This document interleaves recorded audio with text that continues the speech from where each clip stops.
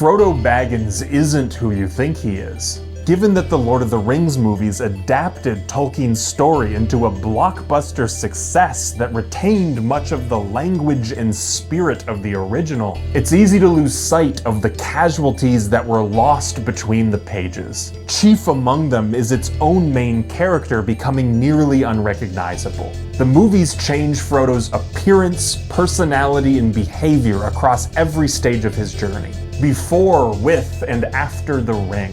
Only by comparing these sometimes subtle, sometimes glaring differences can we understand the real Frodo Baggins. The movie's most obvious change to Frodo is his age. The fact he's played by an 18-year-old Elijah Wood tells us that the screenwriters weren't precious about deviating from the books. Watching the movies, you'd never guess that Frodo is introduced on his 33rd birthday, nor that 17 years pass between when he receives Bilbo's ring and when Gandalf finds out that it's actually Sauron's ring.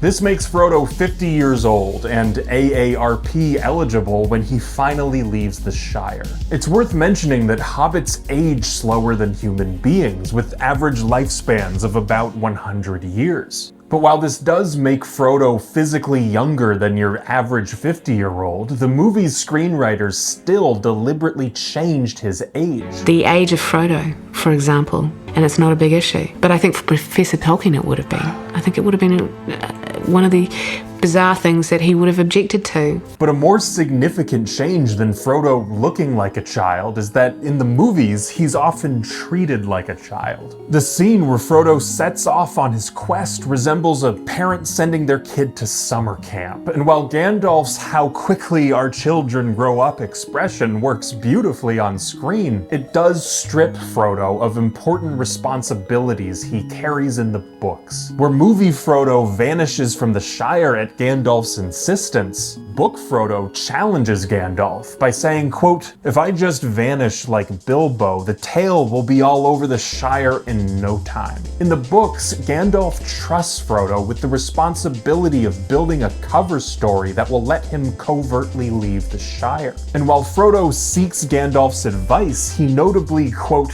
"did not tell all his thoughts to him. What the wizard guessed was always difficult to tell." This segues into what many consider to be the movie's single biggest change to Frodo's character: the difference between being an active and passive participant in the quest to destroy the ring. No scene comparison demonstrates this more clearly than Frodo's escape to Rivendell. If you've seen the movies, you know that Frodo is nearly unconscious during Arwen's confrontation with the Nazgul. But in the books, Frodo is completely alone. Riding Glorfindel's horse, Frodo, quote, "looked back for a moment over his shoulder. He could no longer see his friends. Suddenly he knew in his heart that the ringwraiths were silently commanding him to wait. With a great effort, Frodo sat upright and brandished his sword. 'Go back,' he cried. 'By Elbereth and Luthien the Fair,' said Frodo with a last effort lifting up his sword, 'you shall have neither the ring nor me.'" This moment is more important than it seems at face value, because Frodo's challenge fails. The Nazgul respond with harsh and chilling laughter, stampeding forward before being overwhelmed. Not by Frodo's strength, but by Elrond and Gandalf's. But it's critical to understand that the primary weapon of the Nazgul isn't the violence that overpowers Frodo. It's fear. Tolkien spoke about how, quote, "their peril is almost entirely due to the unreasoning fear which they inspire like ghosts." This terror cripples hardened soldiers into submission before swords can even be drawn. Book Frodo summoning the internal strength to challenge the Nazgul despite the mortal wound in his side is one of the more underrated acts of heroism in the entire saga. It justifies Gandalf and Bilbo's belief that Frodo is, quote, "the best hobbit in the Shire." And while that claim can be loosely applied to movie Frodo, the weight of its compliment is devalued.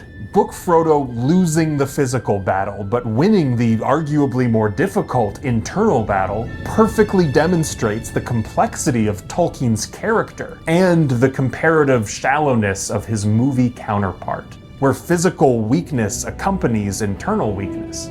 But what's fascinating isn't that movie Frodo was simplified, it's that he was deliberately simplified. The filmmakers cared about something else so much, they believed that reducing Frodo's personality was worth the sacrifice. Their bigger goal was to establish the ring as the most evil and corruptive object in existence. The DVD's special features are littered with the filmmakers' descriptions of desperately trying to establish that this is one of the most evil things ever created, that it is tearing apart the mind of your main character who's desperately trying to resist it. This ties back to their decision to cast Frodo as a teenager. The filmmakers seem to believe that the corruption of a helpless young man would be more viscerally affecting to their audience than the corruption of a capable adult like Frodo in the books. And while their motivation is understandable, it has consequences.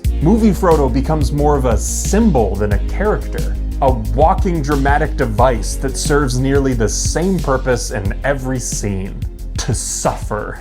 But while its overuse is due to the filmmakers, some blame goes to film itself, where the books are able to convey Frodo's complex struggles by accessing his thoughts and emotions. The movies can only convey them through Elijah Wood's face. Internal struggles like Frodo versus the Ring are much harder to depict on screen than external struggles like Sam versus Shelob. But this disadvantage doesn't justify what comes next. Because where removing layers of Frodo's personality is excusable and even necessary, the same can't be said when the movies begin adding traits that contradict his characterization. In a moment of elvish foresight, Tolkien himself predicted this problem, saying, quote, "The failure of poor films is often precisely in the intrusion of unwarranted matter, owing to not perceiving where the core of the original lies. And no scene intrudes on the core of the original more than when movie Frodo sends Sam away." Go home. A key trait to book Frodo is level-headed decision-making. Despite the ring's corruption, he retains a wisdom and control over his emotions that contrasts against Sam Gamgee, whose impulsive bravery often gets the better of him. We see this during their encounter with Faramir, where Sam's uncontrolled emotions cause him to reveal more about their secret quest than is wise. After Sam realizes his mistake and, quote, "sits down heavily with a red face," Faramir chides him to, quote, "not speak before your master, whose wit is greater than yours." Frodo isn't better than Sam. They simply have different strengths and weaknesses. But because the movies turn Frodo into a powerless victim of the ring's corruption, What we were playing was really that Frodo was a junkie by this stage, that he was addicted to the ring. Frodo's strengths transfer to Sam, and Sam's weaknesses transfer to Frodo. Red-faced Sam Gamgee becomes the voice of cold, hard reason as he tries to convince Frodo that Gollum is obviously manipulating them. You don't see it, do you? He's a villain. Where Book Frodo had the mercy to spare Gollum but the wisdom to not trust him, movie Frodo nearly kills Sam and trusts Gollum. And these moments add cinematic tension, but cutting the legs out of Frodo's personality is a steep price to pay for drama that has no consequences to the larger story. But the filmmakers clearly disagree, to the extent that Frodo isn't the only character they're willing to sacrifice to emphasize the ring's corruption. The ring of power within my grasp. But this is a video about Frodo. I'll leave Faramir for another time. We've established that the movies drastically changed Frodo before the ring and with the ring, but this poses a question. Who is Frodo Baggins after the object that has defined his personality is destroyed? The answer in the movies is that Frodo becomes a Christ-like figure whose personality died on Mount Doom. And on the surface, you might think that's similar to book Frodo. Many people see Frodo refusing to participate in the Scouring of the Shire, in which the hobbits fight to reclaim their homeland, as proof that post-Ring Frodo really is a pacifistic Jesus stand-in. But to Tolkien, that's far from the truth. He depicts Frodo returning home burdened with regret and pride, saying, quote, "I think it is clear to an attentive reader that it was not only nightmare memories of past horrors that afflicted Frodo.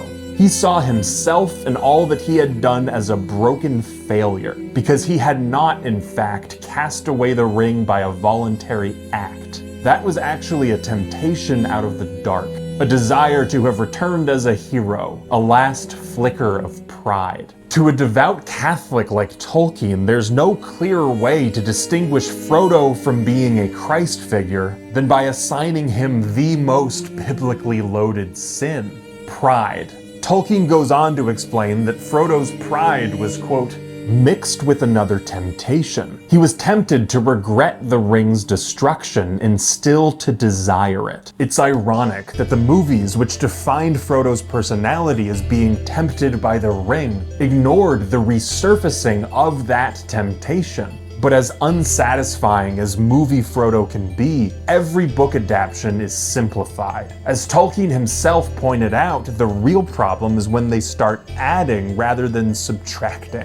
And even though the movies sometimes dip into that category, they did have a governor on how far they would push Frodo beyond the books. Scenes that would have exaggerated these problems were filmed, but then thankfully cut. Movie Frodo was gonna transform into a Gollum-y monster. And his rejection of Sam was going to be much more venomous. I'm sorry, Sam. Go home! Until the filmmakers opted for a softer approach. Go home. Movie Frodo isn't the real Frodo Baggins, but we're still wildly lucky that the philosophy that guided his changes was... And so, whilst we're changing some events, we're changing characters, we're losing characters, while we're doing all the normal stuff that you have to do to adapt a book, we did want to be as accurate as possible, putting his thematic material into the film. This should ultimately be Tolkien's film, it shouldn't be ours. Thanks for watching. I'm trying to make the kind of videos I want to see on YouTube, so if you enjoyed this, consider subscribing.